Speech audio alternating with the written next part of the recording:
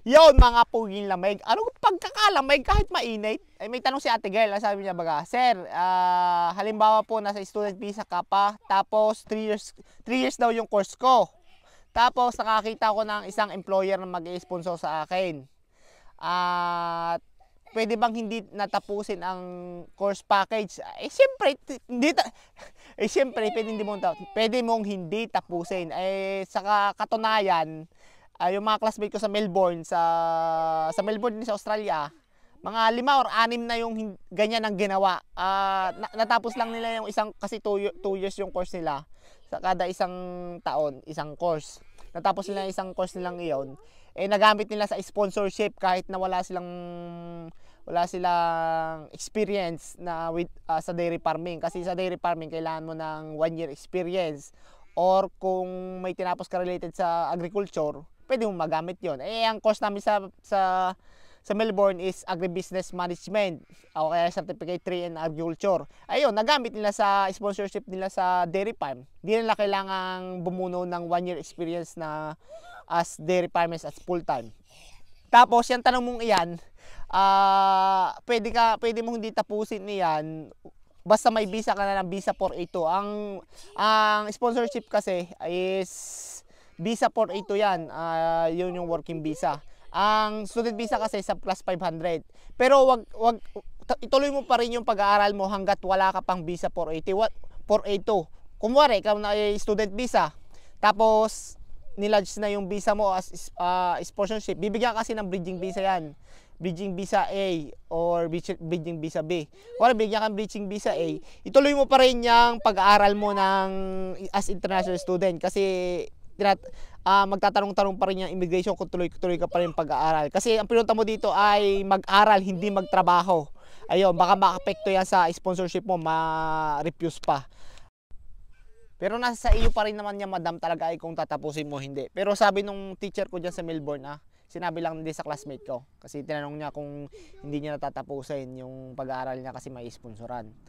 Sinabi nung teacher ko daw na once na hindi mo tinapos yung pag-aaral mo dito sa Australia, makaka-affect daw yan sa pag-a-apply mo ng permanent residency. Kasi after ng 482 mo kasi, pwede kang or kaya ng working visa, pwede ka kasing mag-apply ng permanent residency kung i-sponsoran ka ng employer mo for permanent residency. Makaka-affect daw kasi yan sa pag-apply mo ng PR. Kasi ang pinunta mo daw dito sa Australia ay para mag-aral, hindi magtrabaho. Tapos, hindi mo daw tinapos yung unang agreement nyo ba ng Australia na mag-aaral ka dito. Pero hindi ko man alam kung totoo ba yung sinasabi ng teacher kong yon o nananakot lang kasi siyempre kung hindi ka mo itutuloy yung pag-aaral mo, walang papahok na pera sa kanila kasi hindi ka magbabayad ng tuition, ganun di ka.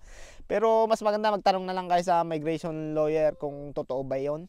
Kasi wala pa kasi akong classmate na nag-apply ng PR na yung mga hindi nila tinapos yung pag-aaral nila kasi halos sabay-sabay silang na grant ng visa 482 under sa Dairy Industry Labor Agreement.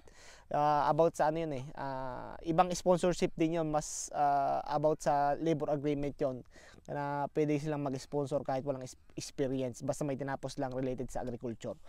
Siya yun lang Madam Gisa, at sana ay nasagot ko iyong tanong. Siya yun lang, madali lang naman yung tanong mo yun, common na common lang yan, napakadali lang yan din sa Australia. Siya, kung nandito ka na at may pera-pera, tapusin mo na sayang naumpisahan mo na At bago pala magkalimutan mga puging lamig, ikaw bagay nasa United States or Canada at ikaw magpapadala sa Pilipinas, ay papasubo ko rin sa iyo si TapTapSend at kami mamimigay ng $20 o $20 o 20 Canadian dollar. Kung ikay first time magpapadala, gamitin mo lang rin si TapTapSend at lagay mo rin referral code ko na Engineer Ilaw at ikay yung papadalhan mo makakatanggap ng $20 or 20 Canadian dollar. Kung ikay papadala ng $50 magiging $70 ang kanyang matatanggap. O saan ka pa? Baka makakahanap ng $20 na libre. Yun ang sinasabing tubong lugaw. Ay, pipindot ka lang, lalagay mo lang ang aking referral code. May $20 ka na, US dollar or Canadian dollar.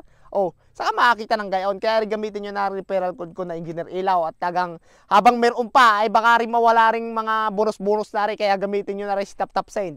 At napakabilis pala na rin, baka sabihin nyo kaya may bonus may transfer fee saka mapakabagal saka malitang rate. Ay nako, mataas ang rate na rin kahit papitpit ko pa ang itlog. Saka zero transfer fee at ayun, yun na nga, mabilis pa. Siya yun lang, enjoy the rest of the day na lang. At nagkukulit ng aking anak, anong pagkakalamig ka? Kahit mainit din, kalamig pa rin. Pero green na ang mga damo din at nagsisimula ng umulan. Siya, enjoy the rest of the day. Have a good one. See ya! Ay, yung aking anak naglalaro.